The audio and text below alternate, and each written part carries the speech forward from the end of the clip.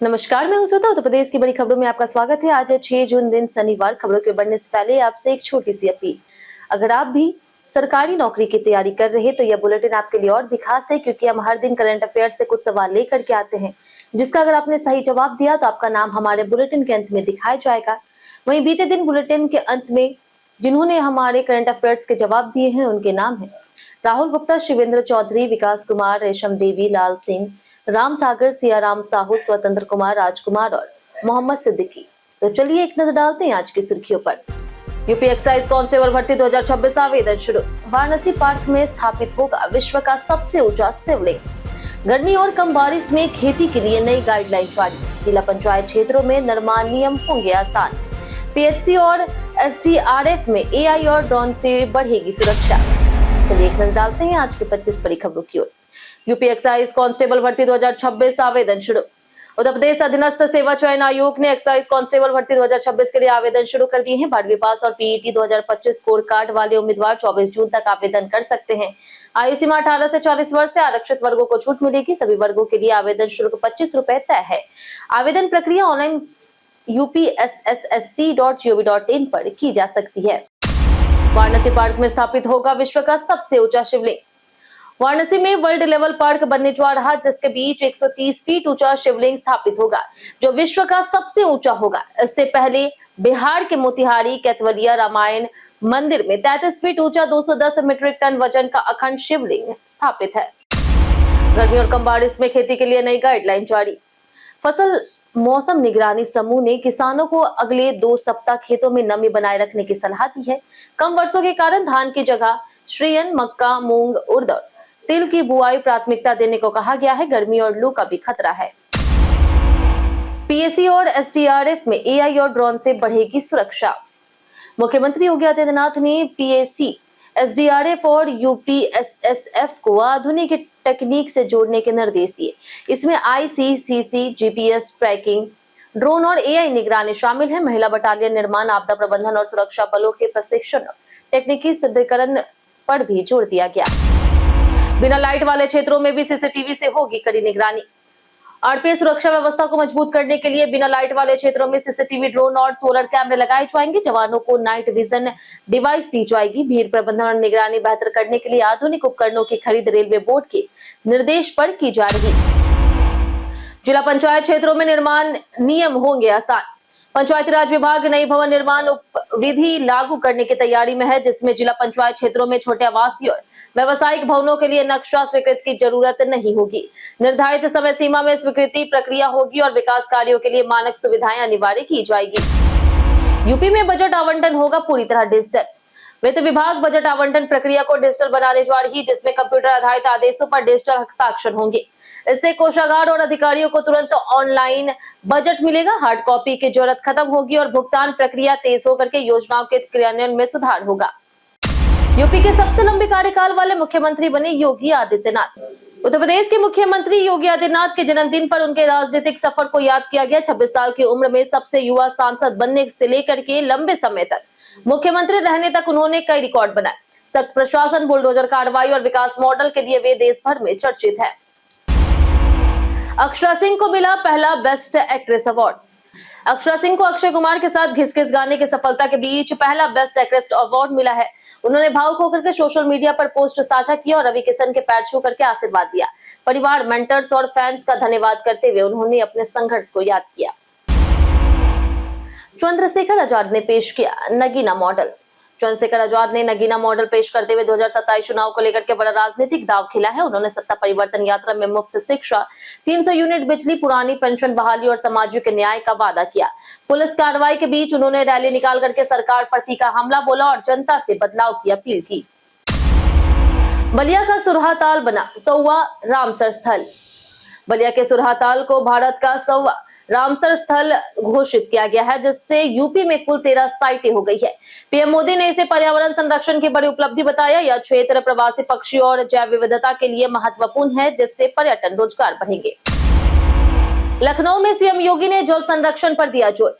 CM Yogi Adityanath ने पौधारोपण कार्यक्रम के दौरान विपक्ष पर निशाना साधते हुए कहा कि हर घर नल योजना के बावजूद कुछ लोग टोटी चोरी या फिर नुकसान कर रहे हैं। उन्होंने जल संरक्षण, पर्यावरण सुरक्षा और 5 संकल्पों पर जोर दिया, जिसमें पेड़ लगाना, संरक्षण और सिंगल यूज प्लास्टिक रोकना शामिल है। महिलाओं के लिए सुरक्षित ईवी बाइक सेवा शुरू। लखनऊ मेट्रो ने महिलाओं की सुविधा के लिए माई दीदी ईवी बाइक सेवा शुरू की है, जिसमें महिला राइडर के साथ 5 किलोमीटर तक की यात्रा सिर्फ 15 रुपए में उपलब्ध है।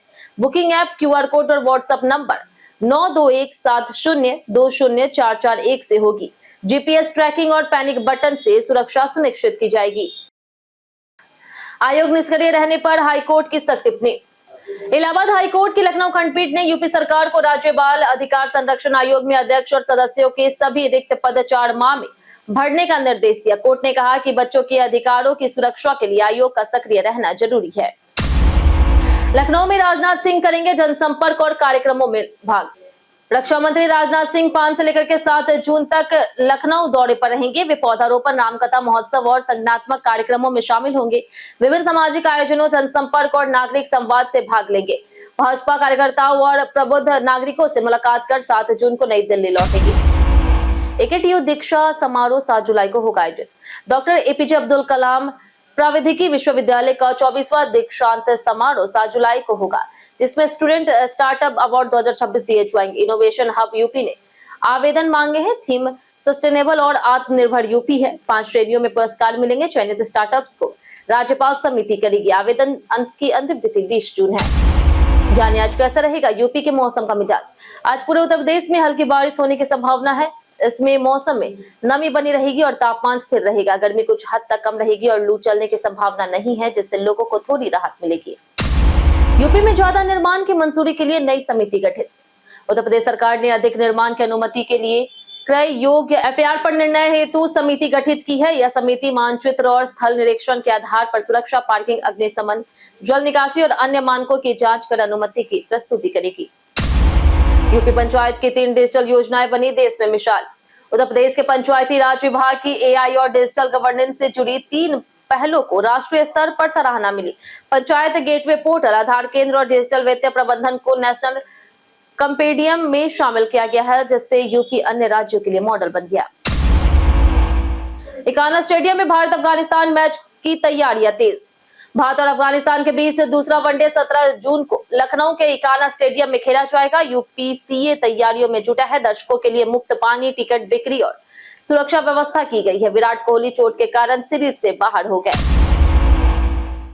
मोबाइल ऐप से किसान जान रहे मंडी भाव और मौसम अपडेट। उत्तर प्रदेश में डिजिटल खेती से किसानों को मौसम, मंडी भाव, भुगतान और गन्ना रिकॉर्ड की जानकारी मोबाइल ऐप और पोर्टल पर मिल रही है। ई मंडी, ई गन्ना और ऑनलाइन सेवाओं में पारदर्शिता बढ़ी है। इससे किसानों को सही समय पर निर्णय लेने का बेहतर लाभ पाने में मदद मिल रही। उत्तर प्रदेश चकबंदी विभाग में बड़ी कार्रवाई की तैयारी। उत्तर प्रदेश चकबंदी विभाग भ्रष्ट और अयोग्य अधिकारियों को अनिवार्य सेवानिवृत्ति देने की तैयारी कर रहा। 50 वर्ष से अधिक आयु और 30 वर्ष से सेवा वाले अधिकारियों की सूची 15 दिनों में मांगी गई है। स्क्रीनिंग समिति रिपोर्ट देगी और फिर 3 माह नोटिस के बाद कार्रवाई होगी। कांग्रेस जनता पार्टी पर बड़े सवाल, अभिजीत दिपके का दावा। कांग्रेस जनता पार्टी के संस्थापक अभिजीत दिपके ने बताया कि उनकी पार्टी के 11 लाख से अधिक सदस्य और 2 करोड़ सोशल मीडिया फॉलोअर्स है। हालांकि केवल कुछ ही लोग सामने आ रहे। कोर टीम पर्दे के पीछे काम कर रही, जबकि डर और सुरक्षा कारणों से कई सदस्य सार्वजनिक नहीं है। हरदोई दौरे पर फैजल खान, खेती और फिल्मों पर की बात। अभिनेता फैजल खान हरदोई में अपने पैतृक गांव पहुंचे और कहा कि यूपी में जो सही काम करेगा उसे डरने की जरूरत नहीं है, गलत को सजा मिलनी चाहिए। उन्होंने पैतृक जमीन की देखरेख, खेती में रुचि और फिल्म इंडस्ट्री पर भी बात की। कई कांडों से दर्ज है भारत के इतिहास में आज की तारीख। 1881 में गिरधर शर्मा नौरत्न का जन्म हुआ, जो हिंदी साहित्यकार थे। 1919 में प्रसिद्ध गीतकार राजवेंद्र कृष्ण का जन्म हुआ। 1930 में अभिनेता सुनील दत्त का जन्म हुआ। 1945 में नागालैंड के वरिष्ठ पत्रकार टी सेनकाआव का जन्म हुआ। 1946 में बिहार के प्रभावशाली नेता रघुवंश प्रसाद सिंह का जन्म हुआ। 1955 में उपन्यासकार वेद प्रकाश शर्मा का जन्म हुआ। वहीं 2000 में प्रसिद्ध निर्देशक बासु चटर्जी का निधन हुआ, जिन्होंने हिंदी, बंगाली सिनेमा में महत्वपूर्ण योगदान दिया। हम प्रतिदिन आपसे 5 वैसे जरूरी सवाल, उसके जवाब बताएंगे, जो कि UPPSC जैसे अन्य प्रतियोगी परीक्षाओं में काम आएंगे। सवाल इतिहास, यूपी स्पेशल, विज्ञान, करंट अफेयर्स और भूगोल से रहेगी। पूछे गए 5 सवाल में आपने कितना सही जवाब दिया, ये हमें कमेंट करके जरूर बताएं। हमारा पहला सवाल है, इनमें से बिरबल का संबंध किस स्थान से है? ऑप्शन ए है आगरा, ऑप्शन बी है मथुरा, ऑप्शन सी है बरेली, ऑप्शन डी कालपी। इसका सही जवाब है ऑप्शन डी कालपी। हमारा दूसरा सवाल, भगत सिंह को फांसी कब दी गई थी? ऑप्शन ए 15 जनवरी 1931, ऑप्शन बी है 23 मार्च 1931, ऑप्शन सी है 11 जून 1932, ऑप्शन डी 17 दिसंबर 1932। इसका सही जवाब है ऑप्शन बी 23 मार्च 1931। हमारा तीसरा सवाल, कि इनमें से तराई क्षेत्र की विशेषता नहीं है? ऑप्शन ए है यहाँ पे कंकरीली तथा पथरीली मिट्टी मिलती है, ऑप्शन बी है यहाँ दलदली मैदान मिलते हैं, ऑप्शन सी है यहाँ धान तथा गन्ने की अधिक खेती होती है, ऑप्शन डी यहाँ वर्षा काफी कम होती है। इसका सही जवाब है ऑप्शन डी यहाँ वर्षा काफी कम होती है। हमारा चौथा सवाल है कि उत्तर प्रदेश राज्य का कौन सा तीर्थ स्थल गंगा नदी के तट पर स्थित नहीं है? ऑप्शन ए है काशी, ऑप्शन बी है प्रयाग, ऑप्शन सी है मथुरा, ऑप्शन डी है गढ़मुक्तेश्वर। इसका सही जवाब है ऑप्शन सी मथुरा।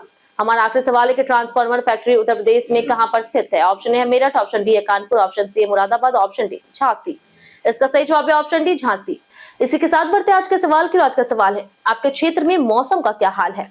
आप अपना जवाब हमें हमारे कमेंट सेक्शन में लिखकर जो बताएं। आज के लिए इतना ही। उत्तर प्रदेश के तमाम खबरों के साथ बने रहने के लिए देखते रहे डेली यूपी, और साथ ही यूट्यूब चैनल पर देखकर चैनल को सब्सक्राइब कर दे, और अगर आप फेसबुक पेज पर देख रहे हो तो लाइक और फॉलो जरूर करें।